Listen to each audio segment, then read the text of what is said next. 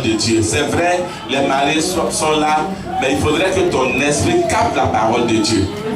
1 Roi 17, verset 1 à 16.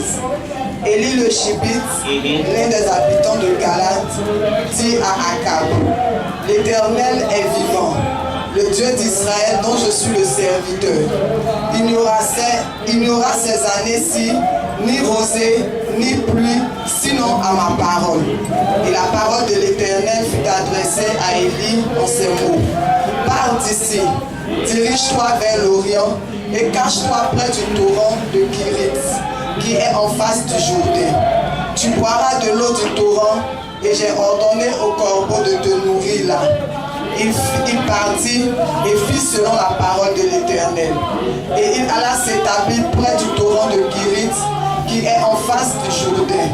Les corbeaux lui apportaient du pain et de la viande le matin, et du pain et de la viande le soir. Et il buvait de l'eau du torrent. Mais au bout d'un certain temps, le torrent fut à sec, car il n'était point tombé de pluie dans le pays. Alors la parole de l'Éternel lui fut adressée en ces mots: Lève-toi, va à Sarepta, qui appartient à Sidon, et demeure là. Voici, j'y ai ordonné à une veuve de te nourrir. Il se leva et il alla à Sarepta. Comme il arrivait à l'entrée de la ville, voici, il y avait là une femme veuve qui ramassait du bois. Il l'appela et dit: Va me chercher, je te prie, un peu d'eau dans un vase, afin que je boive. Et elle alla en chercher. Il appela de nouveau et dit: Apporte-moi, je te prie, un morceau de pain dans ta main. Et elle répondit: L'Éternel, ton Dieu est vivant. Je n'ai rien de cuit, je n'ai qu'une poignée de farine dans un pot et un peu d'huile dans une cruche.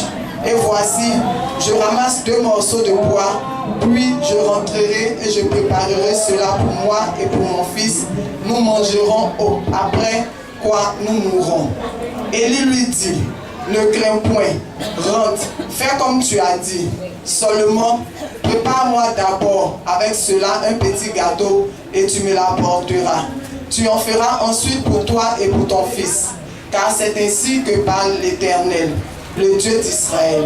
La farine qui est dans le pot ne manquera point, et l'huile qui est dans la cruche ne diminuera point, jusqu'au jour où l'Éternel fera tomber de la pluie sur la face du sol. Elle alla et elle fit selon la parole d'Élie. Et pendant longtemps, elle eut de quoi à manger, elle et sa famille, aussi bien qu'Élie. La farine qui était dans le pot ne manqua point, et l'huile qui était dans la cruche ne diminua point, selon la parole que l'Éternel avait prononcée par Élie. Que Dieu bénisse ta parole. Tu peux t'asseoir. Une fois, il y a un homme de Dieu qui m'a dit ceci. Il dit: n'a pas compris le prophète Élie. Que Élie a fermé le ciel. Élie a prié pour ne pas qu'il pleuve. Et lorsqu'il y a eu la sécheresse et la famine, Élie a fui. Mais Élie devait rester là. C'est ce que l'homme de Dieu a dit. Mais moi j'ai approfondi la lecture, mes recherches, et j'ai compris pourquoi Élie a appelé la sécheresse sur le peuple d'Israël. Pourquoi? Le peuple d'Israël est un peuple particulier, est un peuple spécial comme toi. Quelqu'un n'a pas dit amen. Quand Dieu a créé Adam et Ève, c'était pour un but, pour l'adoration, pour l'adorer. Le combat entre le diable et Dieu, c'est un truc d'adoration, c'est un combat d'adoration. Satan veut qu'on l'adore, Dieu veut qu'on l'adore. Mais Dieu veut que tous les peuples de la terre l'adorent. Adam et Ève ont échoué. Et Dieu va susciter Noé. Il va envoyer le déluge parce qu'il a trouvé la méchanceté dans le cœur de l'homme. Mais face au déluge, il va préserver Noé et sa famille. Parce que le plan de Dieu n'a pas changé. Le plan de Dieu doit continuer. Il faudrait que l'humanité tout entière puisse confesser que Jésus est Seigneur. La Bible déclare que Noé a fait, on dit un hache, mais une hache. On dit comment? Une hache. Où sa famille a été préservée. Et l'âge aujourd'hui, c'est Jésus-Christ de Nazareth qui peut nous protéger, qui peut nous garder, qui peut nous préserver. Mais quand Noé et sa famille sont sortis de l'âge, en Genèse 11, la Bible déclare que les descendants de Noé vont aller contre le plan de Dieu. Ils vont se rassembler et ils vont dire ceci: bâtissons une ville. Ce n'est pas mauvais de bâtir une ville. Ce n'est pas mauvais. Il dit, mettons-nous ensemble. Alors que Dieu dit, remplissez. Et il dit, on va se faire quoi? Un an. Voilà le problème. Ils veulent se faire un an.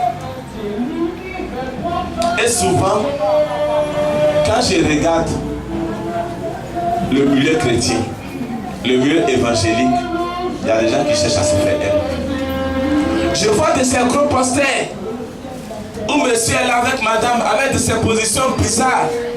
Il cherche à se faire un nom. Cet argent peut aider une veuve. Cet argent peut aider quelqu'un qui a des difficultés. Mais leur but, c'était de se faire un nom. C'était pour qu'on parle d'eux.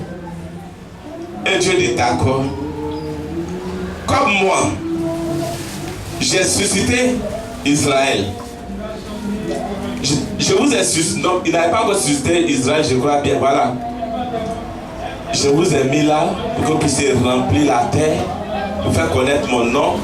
Mais vous voulez être ensemble pour vous faire un nom. Pourquoi? Parce que vous parlez la même langue.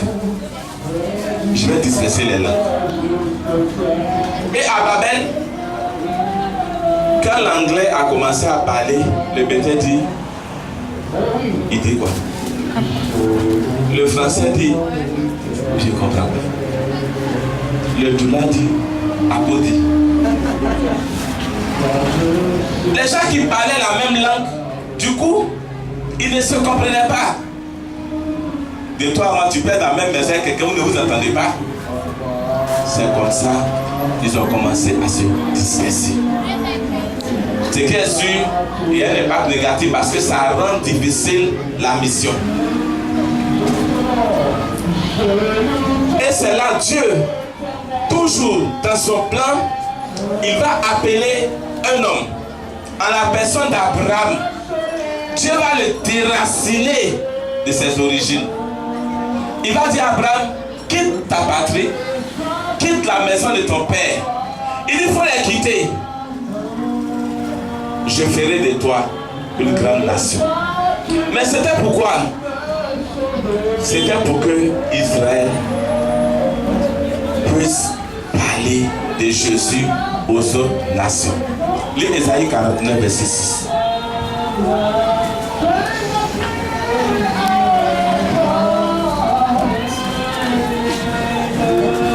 Et puis Ésaïe, quelqu'un, Ésaïe 42, verset 6 à 7, oui. Ésaïe 49, le verset 6. Et il dit, c'est peu que tu sois mon serviteur pour élever les tribus de Jacob et pour amener les restes d'Israël. Je t'établis pour être la lumière des nations. Il dit, je t'établis pour être la lumière des nations. Vous savez, quand la Bible parle des nations, la Bible ne parle pas des pays. Non. La Bible parle des ethnies qui n'ont pas encore entendu parler de Jésus. C'est ça les nations. Et Dieu dit à Israël, tu dois être la lumière de ces nations. Pour dire quoi? Tu ne dois pas imiter les dieux. Au contraire, tu dois arriver à les influencer de sorte qu'ils abandonnent leurs dieux et qu'ils se tournent vers moi. Ésaïe 42, verset 6 à 7. Moi l'Éternel, oui. Je t'ai appelé pour le salut. Je t'ai appelé pour le salut. Et à la main, Oui. je te garderai et je t'établirai une alliance avec le peuple pour être la lumière des Pour nations. être la lumière des nations. Pour ouvrir les yeux des aveugles. Pour ouvrir les yeux des aveugles, des peuples qui ne le connaissent pas. Pour faire sortir de prison le captif. Pour faire sortir de prison le captif. Et de leur Certains sont dans une prison d'idolâtrie. Dieu t'a établi pour les faire sortir des prisons. Quelqu'un n'a pas dit Amen. Amen. Vas-y. Et de leur cachot ceux qui habitent dans les ténèbres. Tu as dit verset 6 à 7. Oui. Le verset 7. C'est le verset 7 de Ok. Donc, voilà ce que Dieu voulait. Mais ce peuple d'Israël que Dieu a béni. J'arrive maintenant dans le chapitre de 1 roi. Ils vont dire que c'est quelqu'un qu'on appelle Baal qui les a bénis. Akab, qui était établi sur Israël, a épousé une sorcière qu'on appelle Jézabel, qui va l'influencer. Et ils vont dire que Baal est le Dieu de la pluie. Baal est le Dieu de la prospérité. Baal est le Dieu de la fécondité. Et ça, Élie dit, comme c'est Baal qui est le Dieu de la pluie, moi je vais arrêter la pluie et puis je vais voir ce que Baal va faire. C'est dans ce contexte-là que Élie a arrêté la pluie pour voir la réaction de Baal.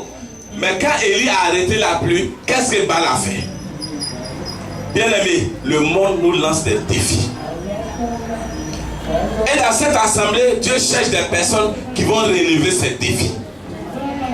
Et tu fais partie de ces personnes qui vont relever les défis. De ces personnes qui vont dire à la pluie, arrête et elle va s'arrêter. Qui vont dire à la pluie, viens et elle va tomber. C'est de ces personnes que Dieu cherche. Je ne connais pas ton origine. Je ne connais pas ton ethnie. Je ne connais pas ta situation sociale. Mais bien aimé, tu as le choix de Dieu pour relever les défis.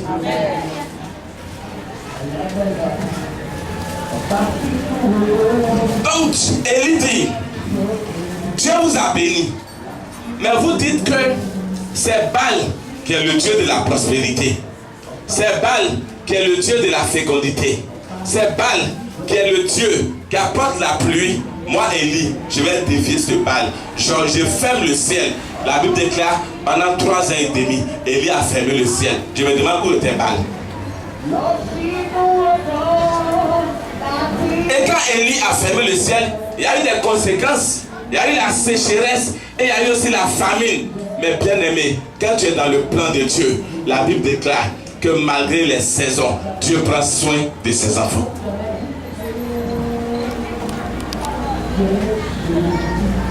Maintenant, Dieu parle à Élie. Dieu se charge d'Élie.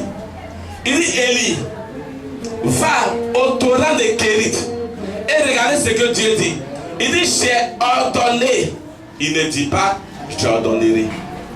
Il ne dit pas, je vais ordonner. Il dit, j'ai ordonné au corbeau de te nourrir. Ça veut dire quoi? Avant qu'Élie ne se déplace, les conditions étaient déjà réunies. Quand Dieu prend une ordonnance, personne ne peut s'opposer à cette ordonnance. Je ne parle pas d'une ordonnance présidentielle. Je ne parle pas d'une ordonnance ministérielle. Mais je parle d'une ordonnance du Seigneur des Seigneurs, du Roi des Rois, Jésus-Christ de Nazareth. Quand il prend une ordonnance, quand il décide, il dit, j'ai ordonné à cette personne de te faire du bien. Bien aimé, elle sera obligée.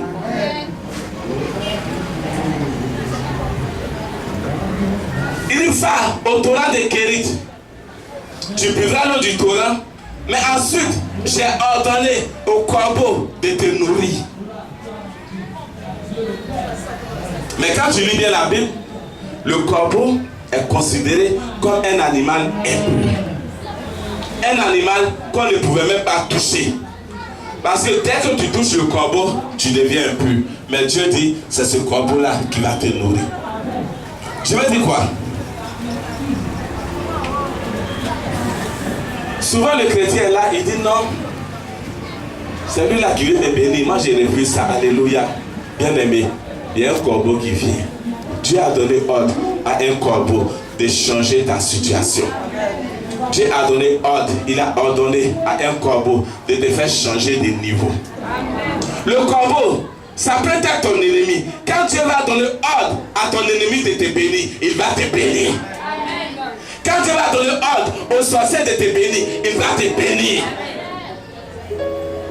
Quand tu as pris une ordonnance pour que Joseph soit béni, pour que Joseph soit élevé, c'est un sorcier, parce que Pharaon est un sorcier. C'est lui que Dieu a utilisé pour faire sortir Pharaon, pour faire sortir Joseph de la captivité.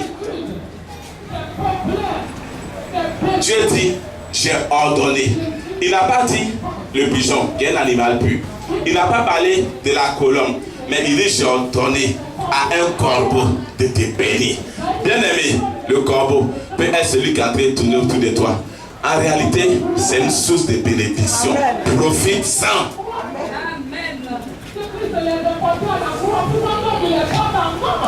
Il dit, j'ai donné ordre. Et quand j'ai lu le texte, non, Dieu il est fort. Corbeau qui aime la viande. La Bible déclare que le corbeau là, matin, il envoyait du pain. Le soir, il envoyait la viande. Alléluia. Mais le corbeau ne pouvait pas manger cette viande-là parce qu'elle était marquée du sceau de Dieu et elle était destinée à Élie. Je vais te dire que personne ne peut t'arracher ta bénédiction. Personne ne peut voler ta bénédiction. Le corbeau, tu as coupé son appétit. Corbeau qui aime viande, Dieu dit toi corbeau là, cette viande là, tu ne la toucheras pas. Alléluia. J'ai ordonné au corbeau de te nourrir. Les tueurs de mariage ne pourront pas tuer ton mariage parce que ce mariage a le sceau de Dieu. Ce mariage t'est destiné. Peut-être que ça tarde. Tu penses que Dieu ne te voit pas. Dieu est en train d'ordonner. Et celui qui l'a ordonné, il est en train d'arriver. Il est en train d'arriver. Il est en train d'arriver. Aucun sorcier ne pourra s'opposer.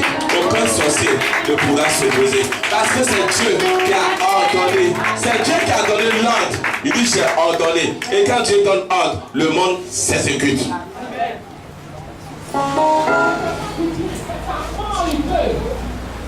Je me suis aussi posé la question.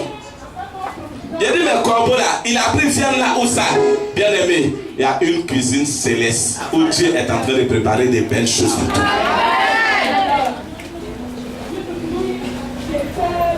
Il y a une cuisine céleste où Dieu est en train de préparer des belles choses pour toi.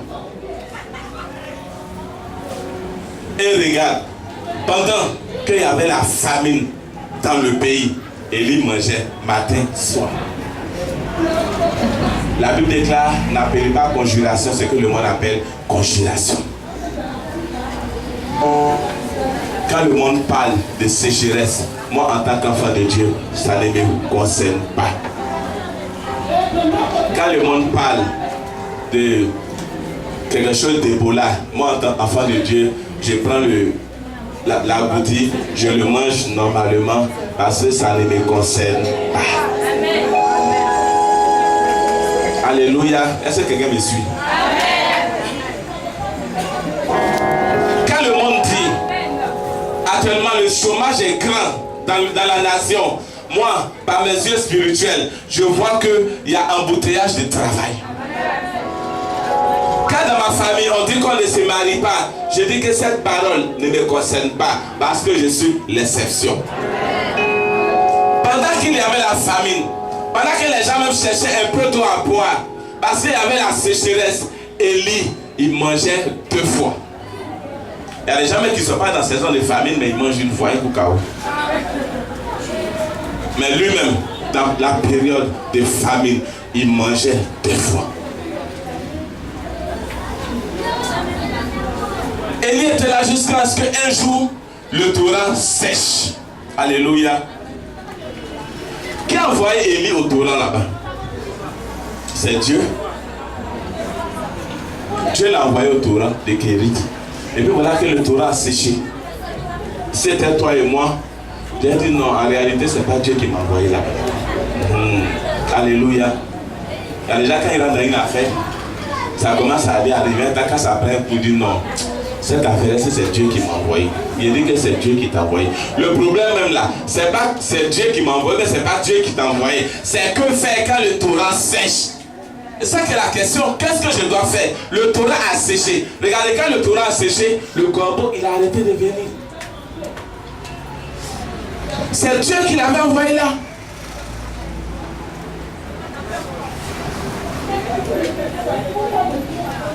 Le torrent séché. Peut-être pour toi, un travail que tu viens de perdre. Un travail que Dieu t'a donné. Tu as rendu témoignage même pour ce travail. Et puis un matin, ce travail n'est plus là. Le torrent a séché.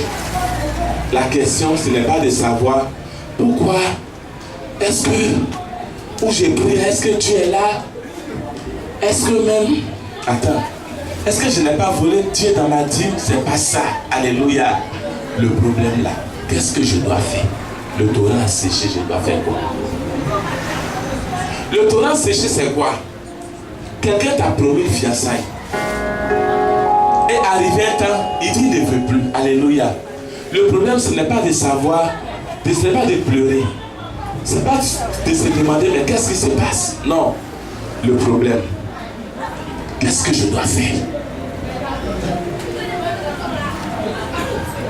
Mon mariage a des problèmes, qu'est-ce que je dois faire? Mes finances ont des problèmes, qu'est-ce que je dois faire? Tout a séché autour de moi. Qu'est-ce que je dois faire? Bien aimé, la solution c'est quoi? C'est de revenir à la parole de Dieu. Quand le torrent a séché, Élie ne s'est pas précipité. Élie a encore entendu la parole de Dieu. Je vais te parler de la parole écrite comme de la parole révélée. Quand quelque chose a séché, quand les fiançailles ont séché, quand le travail a séché, quand le mariage a séché, quand la santé a séché, quand le père sur lequel tu comptais est mort, quand tout est mort, bien aimé, cherche à revenir à la parole de Dieu. Dieu va t'accorder une parole qui va changer ta vie, une parole qui va changer ton existence, une parole qui va t'amener à un niveau supérieur.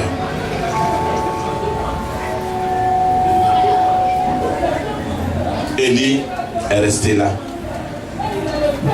Et Dieu vient lui parler encore. Il dit, Élie, en réalité, tu étais dans la brousse. Alléluia. Voilà pourquoi il a fait sécher le torrent. Dis à quelqu'un, c'est parce que tu es dans la brousse que le torrent a séché. Je vais t'amener un peu en ville. C'est ça la vérité. Il était dans la brousse et le torrent a séché. Dieu ne peut pas permettre que son enfant reste éternellement dans la brousse. Alléluia. Il va arriver un temps où Dieu va créer des conditions pour que tu quittes cette nation pour aller aux États-Unis, pour aller en France. Parce que le plan de Dieu, ce n'est pas que tu t'éternises dans cette nation. Il nous a dit, il dit aller par tout le monde. Il nous demande d'aller par tout le monde. Voilà pourquoi Dieu a créé les conditions pour que le torrent sèche. Et Dieu dit, va à Sarepta. Il dit encore, Dieu prend encore une ordonnance.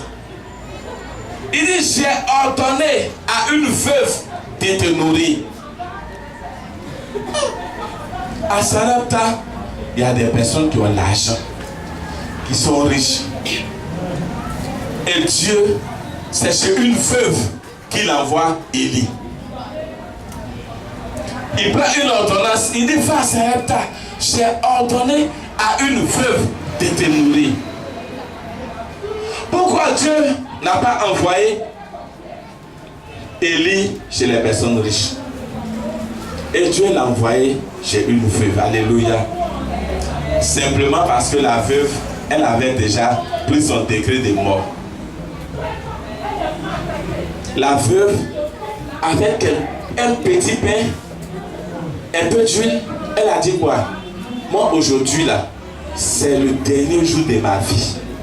Je finis de manger ça, puis je meurs. Bien aimé, quand tu te crois fort, tu ne peux jamais avoir la visitation de Dieu. Mais c'est quand tu es à bout de tes peines, tu es limité, il n'y a plus rien à faire. que Dieu intervient. Dieu envoie Élie dans la vie de cette dame pour la visiter. Mais quand Élie arrive chez cette dame, Élie ne commence pas à prier pour elle. Alléluia. On dit qu'elle est déjà veuve. Ça veut dire quoi? Est-ce qu'elle a marié? Non. Je pense que la Bible dit qu'elle a son enfant, non? C'est là-bas là. Élie est arrivé chez veuve. Elle a un enfant. Elle n'a plus rien. Elle a un peu de farine. Quand on commence à parler en langue, Élie regarde la veuve. Il dit celle-là, je vais l'amener à un niveau élevé de la bénédiction. Alléluia. Mais il faudrait que je mette en pratique la loi de la bénédiction. Dis loi de la bénédiction. Loi de la bénédiction. Elle dit, veuve, elle dit mon fils, il dit fais semence. Elle dit, homme de Dieu, n'a pas pitié de moi. Hein. Elle dit fais semence. Mais la reste, c'est ce qu'on appelle semence. Alléluia. Vous savez, les enfants de Dieu, ils veulent être bénis gratuitement. Amen. La loi de la bénédiction, c'est quoi? Celui qui donne, reçoit. Il y a plus de bonheur à donner qu'à recevoir. Elle dit, oh, quand ça là, je vais finir de manger, je vais mourir, tout. Elle dit, je m'en fous de ça. Prépare-moi, je vais manger. La Bible déclare que depuis le temps de Jean-Baptiste jusqu'à maintenant, le royaume des cieux est forcé. Et ce sont les violents qui s'en emparent. Cette dame, elle a fait violence sur elle-même. Bien aimé, pour être dans la loi de la bénédiction, il faut être un homme de foi. Il faut être une femme de foi. Elle dit, moi d'abord.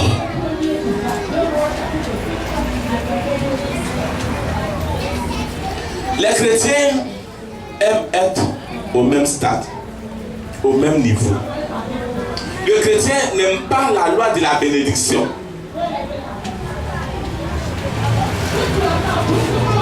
Lisons Genèse 8.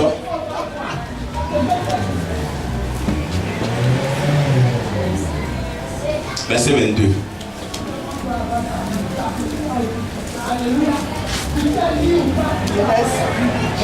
Genèse 8, le verset 22.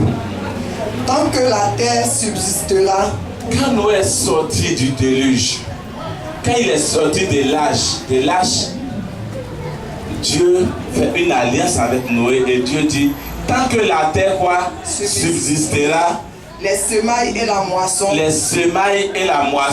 le froid et la chaleur, l'été et l'hiver, le jour et la nuit, ne cesseront point. C'est-à-dire que les semailles et la moisson.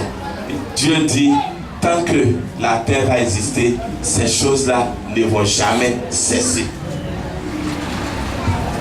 Donc un enfant de Dieu qui veut expérimenter un autre niveau de bénédiction, il ne doit même pas s'arrêter. Les enfants de Dieu, quand ils payent la dîme, tu vois la joie qui les anime. Oh, j'ai payé ma dîme. Ça là, tu n'as rien fait. Quelqu'un qui paye ses impôts, il a quel mérite? Alléluia.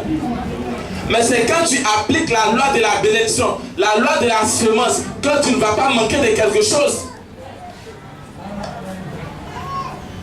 Tant que tu es là, et tu es accroché aux miettes que tu penses que c'est quelque chose, bien aimé, tu ne vas pas entrer en possession de ce que Dieu t'a réservé. C'est une loi.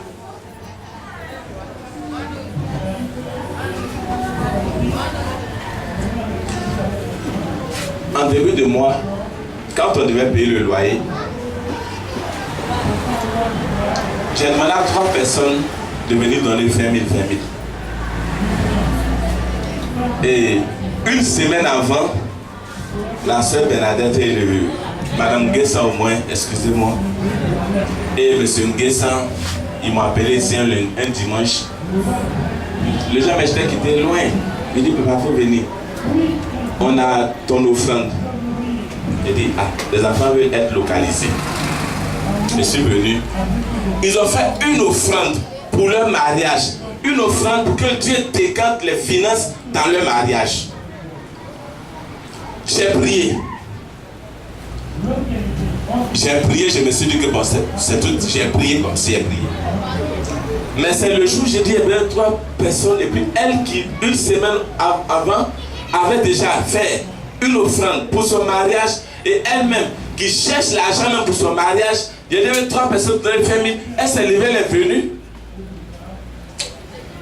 Ce n'est plus moi qui ai prié, mais c'est mon âme. Je l'ai béni. Et le lendemain, ce fils lui a dit ceci. Il a dit, ma fille, s'il te plaît, il ne faut pas me vider. Et l'acte que tu as posé là, ça fait sortir quelque chose de moi. Elle dit, papa, c'est l'objectif que je voulais atteindre. Alléluia. Il dit, ok, ça que tu as atteint l'objectif, mais c'est bon. Elle dit, non, je veux tout prendre. Que j'ai laissé le temps aux autres. Vous voyez comment elle dit, elle veut tout prendre.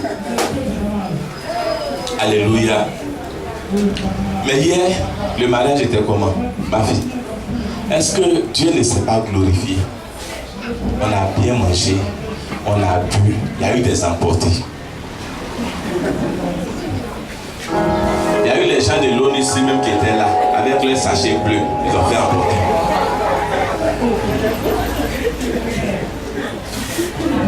Alléluia. Pourquoi? Parce que elle a su créer quelque chose. Jésus a dit, parlant de cette femme qui avait une perte de sang pendant 12 ans, il dit, quelque chose est sorti de moi. Elle a réussi à faire sortir quelque chose de moi. Parce que tu le veuilles ou pas, moi, je suis une terre fertile. Amen. Je déclare, je confesse que je suis une terre fertile. Et ma bouche, elle est dangereuse. Si je décide de bénir, je te bénis. Si je décide de fermer le ciel sur ta vie, je ferme le ciel sur ta vie. Mais je n'utilise pas cette deuxième âme là parce que vous êtes tous mes enfants. Parce que c'est facile de fermer, mais pour ouvrir là, c'est pas facile. Alléluia. Donc, c'est une loi qu'ils ont appliquée. Et quand ils ont appliqué cette loi, ils ont vu. C'est pas le premier mariage. Mes collègues pasteurs m'appellent. Pasteur, vraiment, le mariage, l'onction était là. Le mariage. Il dit, ah! Moi-même là, quand je me mariais, même quand on a dit de faire offrande pour mon mariage là, c'est pas arrivé 30 000. Il y a des pasteurs, mais ils se marient, on dit de faire offrande pour mariage là, mais c'est pas arrivé même 30 000 quelque part. Alléluia. Mais eux, je n'ai pas te dit, ne pas que tu les raquettes après. Alléluia. Ce qui est sûr, c'était sûr. C'est rentré. Alléluia. Et ça va rentrer. Comment Jacob, non, Israël, comment chose, Isaac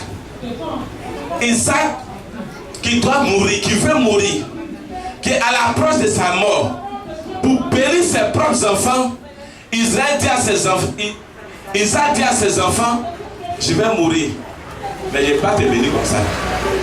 Genèse 27, verset 1 à 4.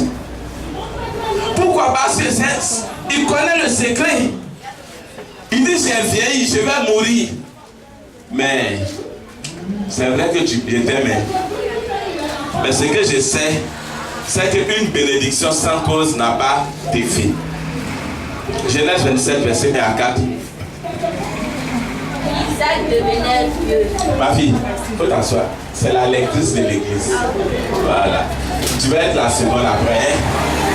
Vas-y. Genèse 27, le verset 1 à 4. Isaac devenait vieux. Isaac devenait vieux. Et ses yeux s'étaient affaiblis. Ses yeux s'étaient affaiblis. Au point qu'il ne voyait plus. Au point qu'il ne voyait plus. Alors il dit à Ésaü, son fils aîné. Alors il dit à Ésaü, son fils aîné. Et lui dit. Il lui dit. Mon fils. Mon fils. Et il lui répondit. Il lui répondit. Me voici. Me voici. Isaac dit. Isaac dit. Voici donc. Il dit voici donc. Je suis vieux. Je suis vieux. Je ne connais pas le jour de ma mort. La mort peut me surprendre. Maintenant donc. Je te prie. Il dit je te prie. Prends tes armes. Il dit prends tes armes. Ton carquois et ton arc. Ton arc. Et va dans les champs. Il dit va dans les champs. Et chasse-moi du gibier. Chasse-moi du gibier. Fais-moi un mets comme j'aime. Il dit fais-moi un mets comme j'aime. Et apporte-le-moi à manger. Doucement ma fille. Pas n'importe quel mets, mais fais-moi un mets comme j'aime. Vas-y. Et apporte-le-moi à manger. Et apporte-le-moi à manger. Afin que mon âme te bénisse. Il dit quoi? Afin que ton âme te bénisse. Alléluia. Il dit je ne connais pas le juillet d'amour. Mais fais-moi quelque chose que j'aime. Afin que mon âme te bénisse. Et la suite, quand nous voyons que Jacob allait voler la bénédiction de son frère, il a fait ce qui était demandé. Et que Ésaü est revenu. Le père dit, je n'avais qu'une seule bénédiction. L'âme n'a pas beaucoup de bénédictions. Il dit, la bénédiction que j'avais, il l'a déjà donnée à son frère. Il pourrait dire, tu es béni aussi. Mais il dit, tu seras assujetti à ton frère. La bénédiction que j'avais, je l'ai donnée. Pourquoi? Parce qu'il a respecté la loi de la bénédiction financière. Quelque part dans l'église, je ne sais pas si c'est la sorcellerie, mais il y a des gens qui aiment leur position. On va dire qu'il veut donner tant, il est assis sur ça. Quand tu as, c'est 50 000, 10 000 qui est assis sur ça. Quand le culte finit, il sort, il s'en fait du n'importe quoi. C'est fini, il est dans sa position. Alléluia. Pourquoi? Parce qu'il n'a pas pu créer une connexion avec le monde céleste pour que la bénédiction de Dieu, qui n'est suivie d'aucun chagrin, puisse l'atteindre. Jean 6, verset 1 à 11.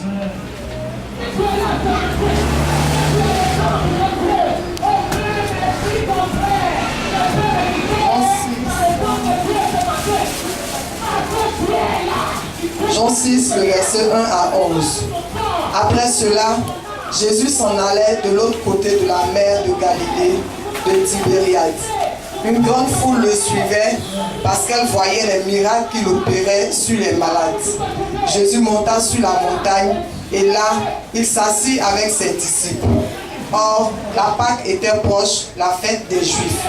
Ayant levé les yeux et voyant qu'une grande foule venait à lui, Jésus dit à Philippe, où achèterons-nous des pains pour que ces gens aient à manger? Où achèterons-nous des pains pour que ces gens aient à manger?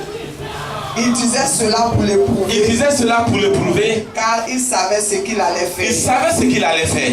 Philippe lui répondit. Les pains qu'on aurait pour 200 deniers ne suffiraient pas pour que chacun en reçût un peu. Oui.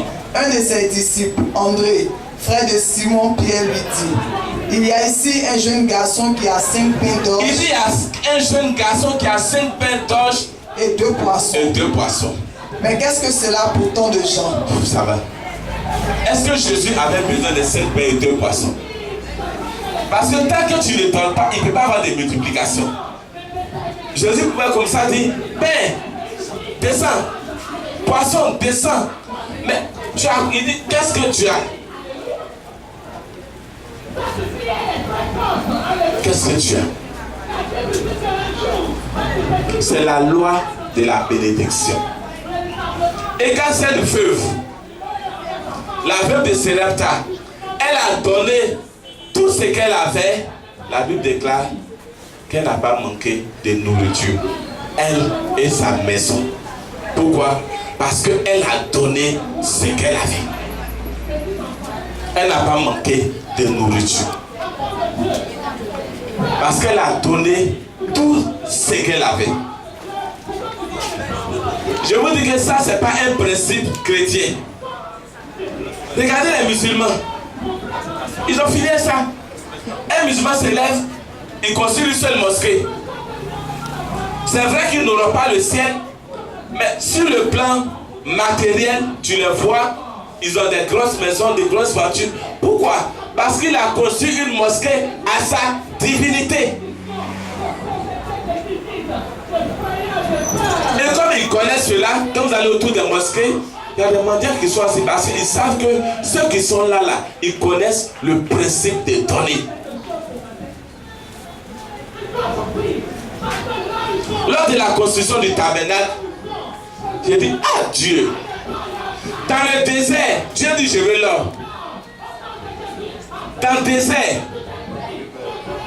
il dit, il veut l'argent. Pour dire quoi? Même dans ton désert, il y a quelque chose que tu peux apporter à Dieu. Il dit même dans le désert, là, Dieu dit qu'il veut prendre des dromadaires. Il dit, ah! Dans le désert, là, tu demandes à dromadaire aussi de contribuer. Exode 35, verset 4 à 9.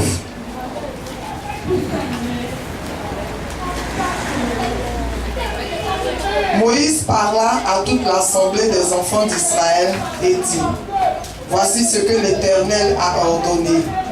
Prenez ce qui vous appartient, une offrande. Il dit ce qui vous appartient, prenez-le. Une offrande pour l'Éternel. Une offrande pour l'Éternel. Tout homme dans le cœur. Ils étaient dans le désert. Tout homme dans le cœur est bien disposé. Apportera en offrande à l'Éternel. Apportez-le en offrande à l'Éternel. De l'or. De l'or. De l'argent. De l'argent. Et de l'airain. Et de l'airain. Continue. Des étoffes teintes en bleu. Envoyez des étoffes teintes en bleu. En pourpre. En pourpre. En cramoisi. Oui. Du fin lin. Et du fin lin. Et du poil de chèvre. Et du poil de chèvre. Des peaux de bélier teintes en rouge. Des peaux de bélier teintes en rouge. Et des peaux de dauphin. Il dit quoi? Il veut peau de dauphin. Ils sont dans le désert. Dieu dit il veut peau de dauphin. Pour dire quoi? Quand quelqu'un même dit qu'il est en train de traverser un temps de désert, il ment. Il y a peau de dauphin. Il a ça. Dans le désert là, il a or. Dans le désert là, il est dans le désert mais il vit. Il a quelque chose. Donc c'est pas normal que ce soit un groupe de personnes. Chaque fois qu'on va dire qui veut donner, il se présente. Qui veut donner, il se présente. Ils savent ce qu'ils reçoivent. Et toi, tu es là, le diable t'endurcit. Il t'endurcit. Oh, bien aimé.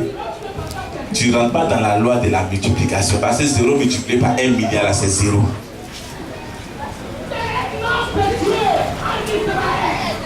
Tu veux ce matin que Dieu prenne une ordonnance sur ta vie. Tu peux t'asseoir. Il dit, j'ordonne.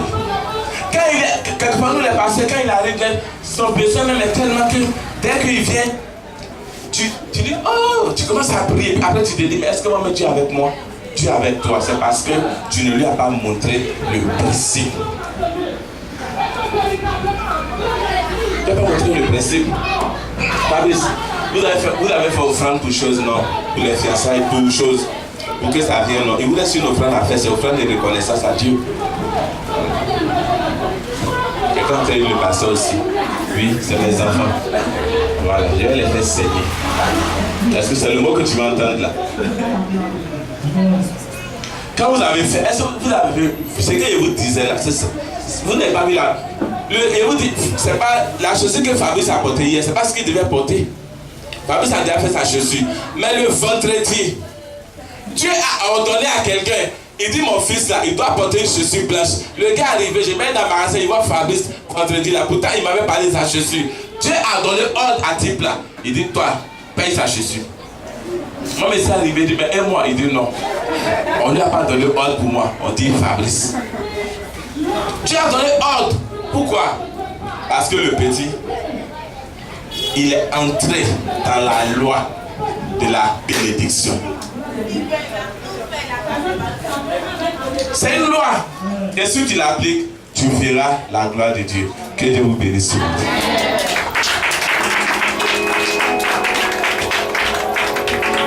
Donc ce matin, j'ai béni quelques personnes. Alléluia.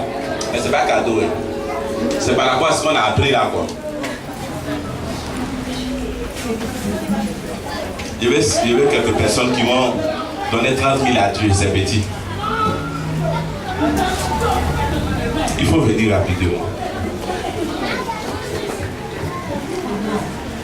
Ce qui est intéressant, c'est que je vais utiliser l'huile d'onction d'Israël pour briser le joug qui est sur ta vie. Des personnes qui vont donner 30 000 francs à Dieu.